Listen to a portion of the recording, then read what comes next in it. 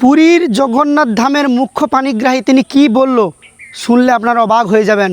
তিনি বলছেন যে পুরীর জগন্নাথ ধামের যে ধাম কথাটি লেখা আছে, আপনি দীঘাতে যে জগন্নাথ ধাম কথাটি লিখছেন এটা লিখবেন না।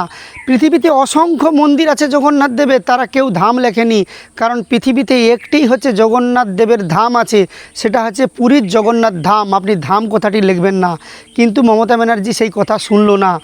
আরও একটা অদ্ভুত বিষয়, এটা শুনলে তো আপনার লজ্জা লাগবে। দেখুন, আমাদের জগন্নাথ দেবের মূর্তি নির্মাণ হয় কাঠ দিয়ে, কিন্তু তিনি কি করলো, পাথরের মূর্তি নির্মাণ করলো। এজন্য তিনি বলছেন যে একটি রথযাত্রা হলো, তার পরের রথযাত্রাতে পুরো সরকারটাই উল্টে গেল। কারণ জগন্নাথ দেব কারোর গর্ব সহ্য করে না, কারোর অহংকার সহ্য করে না।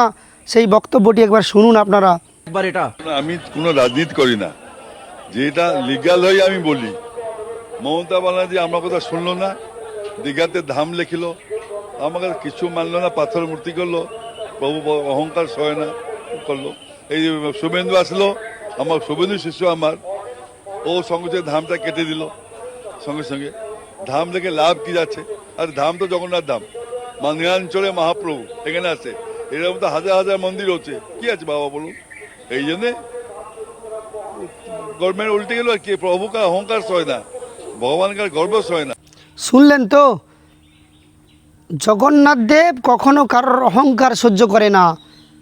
যে হিন্দু ধর্মকে নিয়ে তাচ্ছিল্য করবে, হিন্দু সংস্কৃতি মানবে না, আর হিন্দু সংস্কৃতির যে নিয়ম শৃঙ্খলা আছে যারা মানবে না, তাদেরকে এইভাবে ডুবে যেতে হবে। এজন্য সরকারটা আজ নেই, সরকারটা আজ নেই।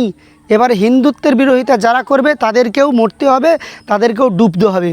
আমাদের সঙ্গে বলুন, জয় জগন্নাথ।